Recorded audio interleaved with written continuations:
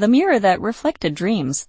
English Story Level 2. In the bustling city of Graydon, surrounded by tall stone buildings and busy streets, there stood a tiny antique shop squeezed between two bakeries. Most people passed by without noticing it, but Leo always stopped to look at the strange items in the window: glittering stones, wooden clocks, and books with golden edges. The shop felt mysterious, like it held secrets waiting for someone to discover them. One chilly evening, Leo decided to step inside. The bell above the door chimed softly, and the warm smell of old books surrounded him. Shelves were packed with objects he didn't recognize: carved figurines, glass bottles filled with swirling colors, and maps that looked older than the city itself. Behind the counter stood an elderly man with silver hair and eyes that seemed to shine like tiny stars. "Looking for something special?" the man asked. Leo shook his head shyly. "Just exploring," he said. As he wandered through the aisles, a soft glow caught his attention. At the back of the shop stood a tall mirror framed with golden vines. Unlike normal mirrors, this one didn't reflect the shop behind him.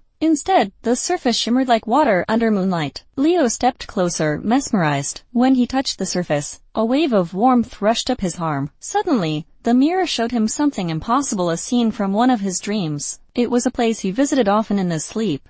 A floating island covered in blue grass, with a silver waterfall pouring into empty space. Leo stared in disbelief. The mirror shifted again, showing another dream: him riding a glowing bird across star-filled skies. The shopkeeper approached quietly. "That mirror reflects dreams," he'd explained. "Not just the ones you remember at night, but the ones your heart hides." Leo felt a mix of excitement and fear. He asked why the mirror existed. The shopkeeper smiled sadly. "It was created long ago to help people understand their true hopes, but most have forgotten how to dream." Leo stepped back and watched as the mirror changed once more. This time it showed him standing in a large room with paintings he had created himself, bright, colorful, full of imagination. Leo loved drawing but never thought he was good enough. Seeing this dream version of himself filled him with hope he didn't know he had. The mirror then dimmed, and the shopkeeper placed a gentle hand on Leo's shoulder. "Dreams guide us," he said softly, "but only if we listen." He told Leo that the mirror had chosen him because his dreams were still alive,